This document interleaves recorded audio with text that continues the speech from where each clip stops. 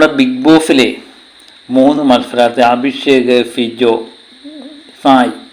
അതിലെ ഫിജോയും ഫായ് 24 മണിക്കൂർ അങ്ങ് പ്ലാനിങ്ങിലാണ്.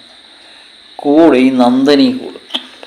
എന്നിട്ട് ആ നന്ദനെ പറഞ്ഞു വെച്ചേക്കുന്നത് നിനക്ക് പണപ്പെട്ടിയുമായിട്ട് എടുത്തുകൊണ്ട് പോകാനുള്ള സാഹചര്യങ്ങൾ ഇവർ ഒരുക്കുകയാണെന്നാണ് പറയുന്നത്. നന്ദന വിചാരിച്ചേക്കുന്നത് നന്ദന ടോപ്പ് 5 വരും എന്നൊക്കെയാണ് വിചാരിക്കുന്നത്. ഇടയ്ക്കിടയ്ക്ക് ജിൻഡോയെ പറഞ്ഞ് മോഹിപ്പിക്കാറുണ്ട് ഇവർ. ജിൻഡോ ഏതായാലും ടോപ്പ് 5 വരും എന്ന്. അപ്പോൾ അത് അഭിഷേകിൻ്റെ വായിന്ന് തന്നെ വരുന്നുണ്ട്.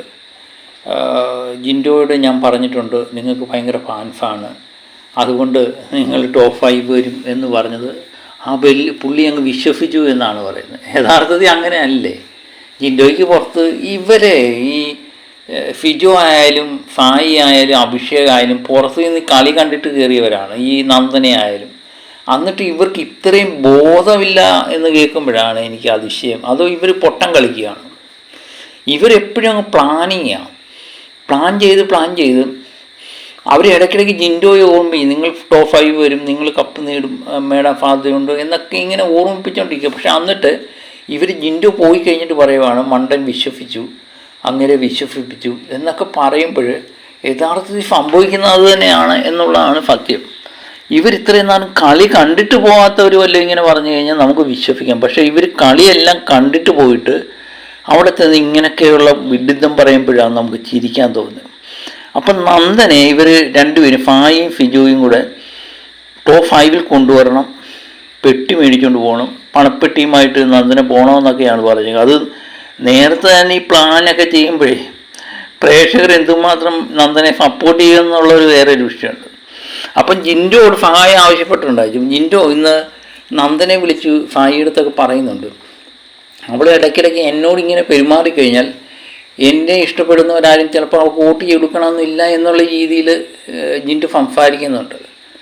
അപ്പം ജിൻഡോ പറയുന്ന കറക്റ്റ് കാര്യം, ഇന്ന് ആ ടാസ്കിനിടയിൽ നന്ദന കാണിച്ചു കൂട്ടിയ ജിൻഡോയ്ക്കെതിരെ മാത്രം നടന്നിങ്ങനെ ജിൻഡോ കൈനൂത്ത് വെക്കുക അങ്ങ് പറഞ്ഞു. അത്രയും നേരം പലരും ടാസ്ക് കളിച്ചു, പക്ഷേ ജിൻഡോ വന്നപ്പോൾ മാത്രമാണ് നന്ദനയുടെ ശബ്ദം ഉയർന്നത്. അപ്പോൾ അങ്ങനെയുള്ളവർ നന്ദനെ നിർത്തണമെന്ന് ജിൻഡോ ഇഷ്ടപ്പെടുന്നവർ ചിലപ്പോൾ ആഗ്രഹിച്ചില്ല, ചിലപ്പോൾ ഫ്രീദൂനായിരിക്കും വോട്ട് കിട്ടുന്നത്.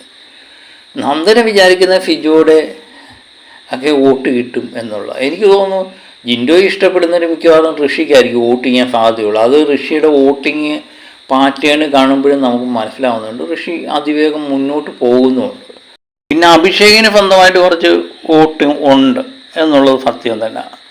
പിന്നെ ഈ ഫിജോയുടെ വോട്ട് വേണം ഈ സായിക്കും നന്ദനയ്ക്കുമൊക്കെ സ്പ്ലിറ്റ് ചെയ്ത് പോകാനുള്ളതാണ് ഏറ്റവും വലിയ പ്രശ്നം. ഇപ്പോൾ ഏതായാലും നന്ദനയാണ് ഇപ്പോഴത്തെ വോട്ടിങ് താഴെ നിൽക്കുന്നത്.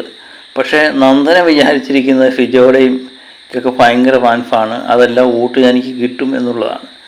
നേരെ ചൊവ്വൻ ജിൻഡോടൊപ്പം നിന്നിരുന്നെങ്കിൽ ഒരു പ്രാവശ്യം നന്ദന ഔട്ടാകുന്നുള്ള സാഹചര്യം വന്നപ്പം ജിൻഡോയുടെ ഇഷ്ടപ്പെടുന്നവരൊക്കെയാണ് നന്ദനയ്ക്ക് വോട്ട് ചെയ്തത് ജാസ്മിന് എതിരായിട്ട്. അന്ന് നന്ദനെ വിജയിക്കുകയും ചെയ്തു. അതുപോലെ ജിൻഡോട്ട് അടുത്ത് സ്നേഹപൂർവ്വമൊക്കെ നിന്നാൽ നന്ദനയ്ക്ക് നേട്ടമായിരുന്നു. പക്ഷേ നന്ദനെ അത് മനസ്സിലാക്കുന്നില്ല. ഏതായാലും നമ്മുടെ ഫായിയും ഫിജോയും കൂടെ ഈ 80 ദിവസം കഴിഞ്ഞു. അന്നേരം അവരുടെ പ്ലാനിങ് ഇങ്ങനെ നടന്നുകൊണ്ടിരിക്കുകയാണ്. സത്യം പറഞ്ഞാൽ ഇവർ പറയുന്നതോ പ്ലാനിങ്ങോ ഒന്നും തന്നെ നടക്കുന്നുമില്ല താനും. ഉദാഹരണം അഭിഷേക് ഈ പ്രാവശ്യം പറയുന്നത് ജാഫിൻ ഈ പ്രാവശ്യം പുറത്താകും എന്നാണ് അവരുടെ ചിന്താഗതി. അപ്പോൾ എത്രമാത്രം അത് മണ്ടത്തരമാണെന്നുള്ളത് നമുക്ക് പുറത്ത് നിൽക്കുന്നവർക്ക് എത്രയും മനസ്സിലാകുന്ന കാര്യമാണ്. എനിക്ക് രസകരമായി തോന്നിയൊരു കാര്യമാണ് ഈ എപ്പിസോഡ് ഇതെല്ലാം തീർന്ന് 100 ദിവസവും പിന്നിട്ട് കഴിയുമ്പോഴും ഫിജോയും ഫായി ഇങ്ങനെ പ്ലാൻ ചെയ്തുകൊണ്ടിരിക്കും. ഇവരുടെ പ്ലാൻ എവിടെ ചെന്ന് എത്തുമെന്ന് യാതൊരു പിടിയില്ല. സത്യം പറഞ്ഞാൽ എനിക്ക് ആദ്യമേയൊക്കെ രസകരമായി തോന്നിയെങ്കിൽ ഇപ്പോൾ 24 മണിക്കൂർ ഈ പ്ലാൻ തന്നെയാണ്. ആ പ്ലാൻ എവിടെ ചെന്ന് എത്തും എന്നുള്ളത് കണ്ടു തന്നെ അറിയണം. ഏതായാലും ലാലേട്ടൻ വരുന്ന എപ്പിസോഡിൽ 100ാമത്തെ ദിവസത്തിൻ്റെ കാര്യം പറഞ്ഞു, അന്നേരം ഇവർ പ്ലാനിങ്ങിൽ തന്നെ ആയിരിക്കും.